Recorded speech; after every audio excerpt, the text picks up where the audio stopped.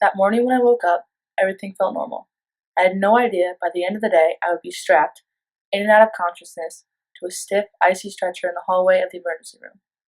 My ability to recall the events of that day is still shaky from the concussion that I suffered, but the moments I do remember are vividly imprinted into my memory. At the age of 9, I considered myself to be an expert skier. At this point in my life, I lived in Missoula, Montana, just 15 minutes away from a ski hill, so my family and I were able to go regularly. Every year, we take a family vacation to a ski resort just a few hours away called Big Sky. The year of my accident, our family friends from Florida joined us. I would not classify them as experts, considering I wouldn't even see them as skiers at all. Since the trip was with them, my father, older sister, and I couldn't do our usual runs. Instead of skiing the Black Diamonds and the gondola, we had to stick to the Bunny Hill and the easy greens. Eventually, we were able to graduate to the blue slopes. We continued with this routine until the last day of our trip. Finally, I was able to ski my favorite parts of the mountain. My dad and I started with a few Black Diamonds and a mogul run. After eating lunch at the lodge, we went down an icy double black.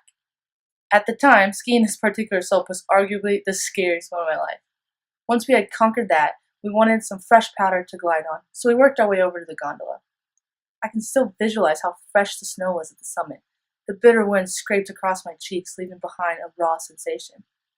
As we skied down the backside of the mountain, my skis sank into the fluff, and every time I wiped out, it was like falling into a soft bed of cotton.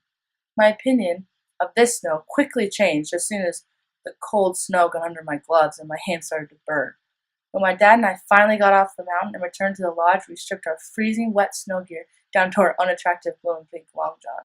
Exhausted, we resigned to the warm fire and sipped on a much-needed cup of hot chocolate. My sister, Rebecca, strolled over to us with a grin on her face and her ski helmet in her hand. I had a gut feeling she was going to ask for one last run.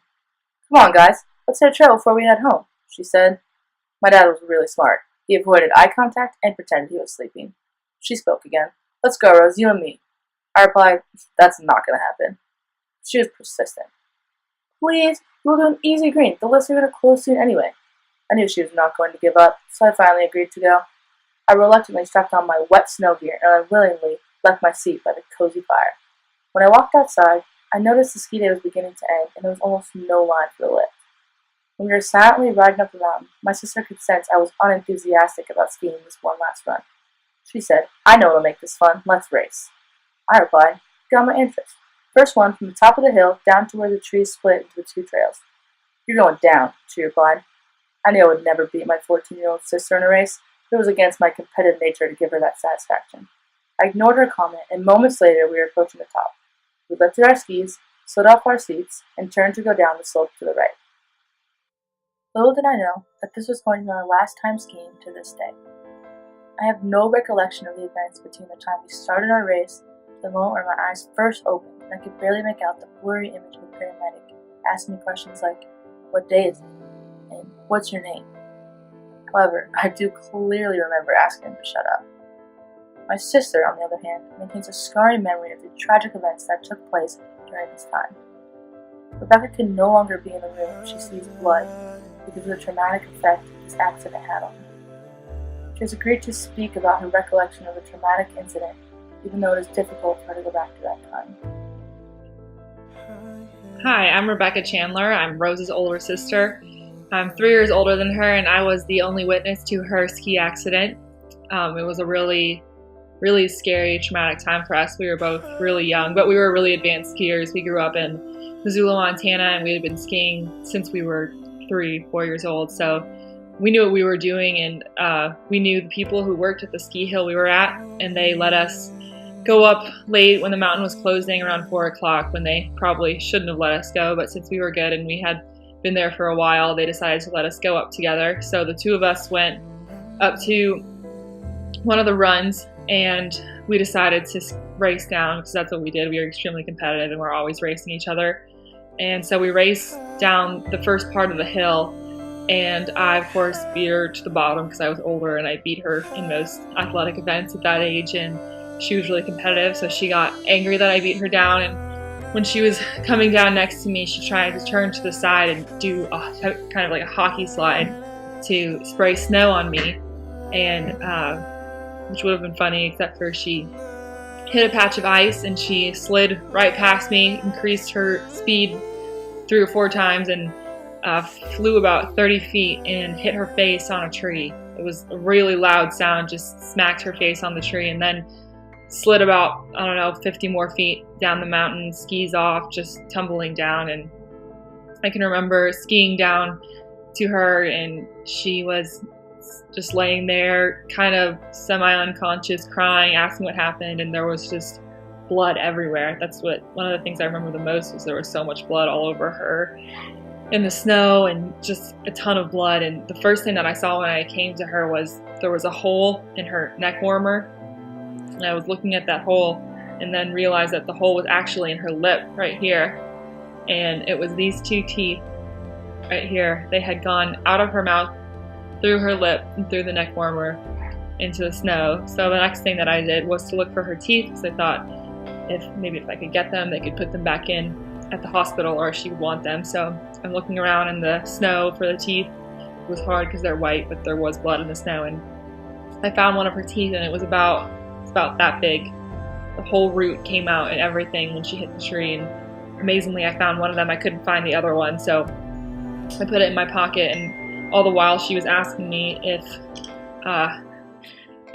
her teeth were missing, and I said no, because I didn't want her to freak out any more than she actually was. And she kept crying, and so I took off my skis and I ran out into the middle of the ski run, because we were kind of in a tree-ish area in the forest outside of the hill. And so I ran back onto the hill, and I remember realizing how extremely difficult it is to run in ski boots in the snow. It's really hard. So I finally made it out to the middle of the hill, and I was just screaming for help as loud as I possibly could, and just screaming. And after about 3 or so minutes of screaming, I stopped and I looked around, and I realized that we were completely alone. There was no one anywhere near us, and all I could see was white and gray trees and white snow, and it was so silent. It's probably the most silent place I've ever been to. There was no noise, maybe just the wind. That was it. And that moment for me was so traumatic, just realizing that we were completely alone. And I had no idea how injured she was. I thought maybe she had broken her neck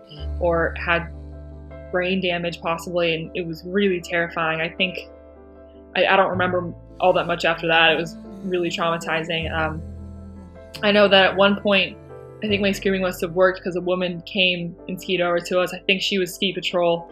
And then she phoned, I remember her calling someone, and then all the ski patrol people came, and they were kind of asking Rose questions and seeing if she remembered like names of people in our family, and trying to see if she remembered things. And then they put her on a little stretcher that was attached to a snowmobile, and I got to ride on the back of the snowmobile, which I thought was really cool. But the last thing I remember is Rose wrapped up like a little cocoon in the stretcher and sliding down behind us and getting down to the bottom and seeing my parents. But it was really, really terrifying experience, and we thought it was going to be a lot worse than it was. But she's here. She's our Rose. By the time my dad heard of the news of my accident, the lift had closed, and there was no way for him to get to me until I was taken down the mountain. I couldn't even imagine the overwhelming emotions that he felt, so I asked him to talk about how this all affected him. There was a call from the 404 area code, which I assumed was a business call from associates in Atlanta I was expecting to hear from. No need to return those on vacation, I thought to myself. It would wait until tomorrow. Then a second call from the same Atlanta number, which I ignored. A few minutes later, Rachel, our oldest, called me, and I answered. My heart sank when she told me the ski patrol needed me urgently, as Rosemary had been injured in an accident on the hill. I skied toward the office at the ski patrol on the mountain base as fast as I could, worrying about what I might learn when I arrived. Being a neurosurgeon, my mind conjured up the very darkest scenarios. At the office, my worst fears were confirmed, as all the ski patrol dispatcher would tell me that your daughter has a head injury and the team is bringing her off the mountain. Despite my pleas, they couldn't or wouldn't tell me anything else. I waited for what seemed like forever with the ambulance crew for the snowmobile to arrive with my injured youngest daughter. The snowmobile towing the sled appeared, and the first thing I was struck by was how fast they were traveling down the mountain.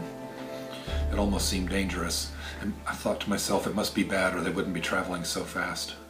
They pulled up next to us, a snow-crusted ski patrol medic with my middle daughter Rebecca seated behind him, and a sled with a patient wrapped in a papoose in tow.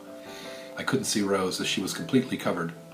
I ran to the sled just as the medics were uncovering her face, and will never forget what I saw. My beautiful daughter, only partially conscious, strapped to a backboard with her lower face split open and broken teeth. Her sister burst into tears and related the story of the accident. A woman from Atlanta had skied past and offered help, and it was her phone that I had received the 2 calls from. As she and Rebecca were calling me after they had alerted the ski patrol of the accident, I felt so guilty for not answering. The ambulance crew allowed me to examine her, and given my expertise in trauma, I was able to determine that her injuries were likely not life-threatening, but may need surgery. I will never forget seeing her loaded into that ambulance and leaving for the long trip to Bozeman Deaconess Hospital. When Mommy arrived, I was taken into the back, and they allowed my mom to ride in the front with the driver. During the long and windy drive down the mountain, they kept a bucket beside me in case I felt nauseous. I used it to lean over the edge of my stretcher, and with a nudge of my tongue and the back of my throat, I dripped the pooling blood out of my mouth and into the wet bucket. They turned on the TV to try and distract me from pain. As they were switching to the channels, I was able to groan a sound that sounded a lot like stop.